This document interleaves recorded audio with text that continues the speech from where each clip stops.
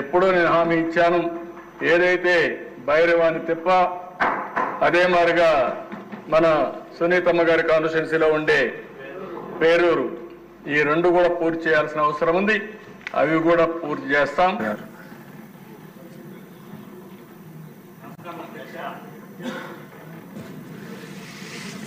ఈరోజు ఈ సభలో మాట్లాడడానికి అవకాశం ఇచ్చిన మా ముఖ్యమంత్రి గారు నారా చంద్రబాబు నాయుడు గారికి, అలాగే నారా లోకేష్ గారికి ముఖ్యంగా ధన్యవాదాలు తెలియజేస్తున్నా. అలాగే కళ్యాణదుర్గం ప్రజలందరికీ కూడా ధన్యవాదాలు తెలియజేస్తున్నా. అధ్యక్ష, ఈరోజు మా నియోజకవర్గం సంబంధించి కొన్ని విషయాలు మాట్లాడాలి. దయచేసి నన్ను అన్ని విషయాలు లేదండి, ఈ ప్రశ్నకి సంబంధించి ఏం కావాలో అడగండి. మీ నియోజకవర్గానికి దీనికి సంబంధం లేదు.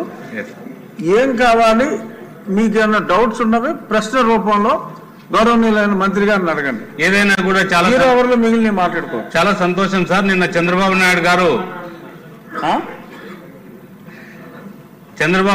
నిన్న బీటీపీ ప్రాజెక్టు పూర్తి చేస్తామని చెప్పడం నిజంగా ప్రజలందరూ కూడా అక్కడ పండుగ చేసుకుంటున్నారు. అది ఎప్పుడైతే పూర్తి అవుతుందో ప్రతి ఇంట్లో కూడా చంద్రబాబు నాయుడు గారు ఫోటో పెట్టుకుంటారు, వాళ్ళు పూజిస్తారు. అలాగే ఏదైతే ఉందో మా ప్రాంతంలో చాలా వరకు కూడా వెనుకబడిన ప్రాంతం, ఎక్కడ కూడా రోడ్లు మండల హెడ్ క్వార్టర్స్ నుంచి గ్రామాలకు పోయే రోడ్డు ఏ ఒక్క రోడ్డు కూడా బాగలేదు. చాలా వరకు కూడా ఇబ్బందులకు గురవుతున్నారు. వాళ్ళ హాస్పిటల్స్ రావాలంటే కూడా రాలేక ఆర్థికంగా బాగా వెనుకబడ్డారు. వాళ్ళకి రకరకాల రోగాలతో కూడా అక్కడే ఉండి ఇబ్బందులకు గురవుతున్నారు. మాకు హాస్పిటల్స్ కూడా సరైన సదుపాయాలు లేవు. అలాగే ఏదైతే ఉందో మాకు డ్రింకింగ్ వాటర్ కూడా మీరు అనుకుంటున్నట్టు ఆ ప్రాంతాల్లో ఎక్కడ కూడా తాగడానికి కూడా నీళ్లు కూడా లేవు. ఒకే ఒక ప్రాంతం హంద్రీనీవా కానీ టీటీ వాటర్ కానీ రాకపోవడం, తుంగభద్ర వాటర్ రాకపోవడం కాన్స్టిట్యున్సీ ఏదైనా ఉందంటే మా ఉమ్మడి జిల్లాలో అది కళ్యాణదుర్గం నియోజకవర్గమనే చెప్పగలుగుతా. దయచేసి మీ ద్వారా మా ఎవరైతే ఉన్నారో మంత్రులందరూ కూడా తెలియజేస్తున్నా, ఆ ప్రాంతాన్ని మీరందరూ కూడా సుపరిచితులే. ఎందుకంటే మా ఆర్థిక మంత్రి గారు పక్కనే ఉంటారు, బాగా దానిపైన అవగాహన ఉంది. అలాగే కాలువ శ్రీనివాస్ గారు కూడా పక్క నియోజకవర్గం. ఇవన్నీ కూడా అన్ని రకాలుగా కూడా అభివృద్ధి అయ్యాయి.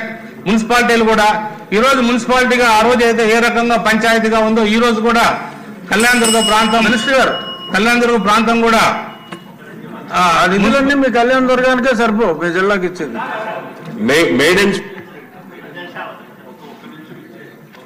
సరే క్లోజ్ చేయండి తొందరగా. ఎందుకంటే నిజంగా చాలా వెనుకబడిన ప్రాంతం, ఎంతో ప్రేమతో నిజంగా తెలుగుదేశం పార్టీని ఎప్పుడు కూడా ప్రేమతో చూసే నియోజకవర్గం అది.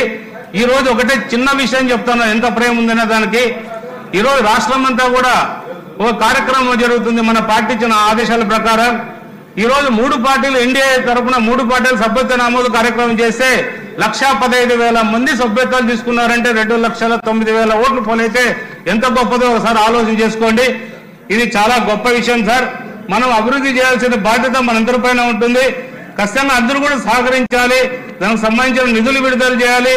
ఎందుకంటే మా జీడిపల్లి నుంచి ఏదైతే 114 చెరువులకు నీళ్లు రావాలో అక్కడి నుంచి రావాలి.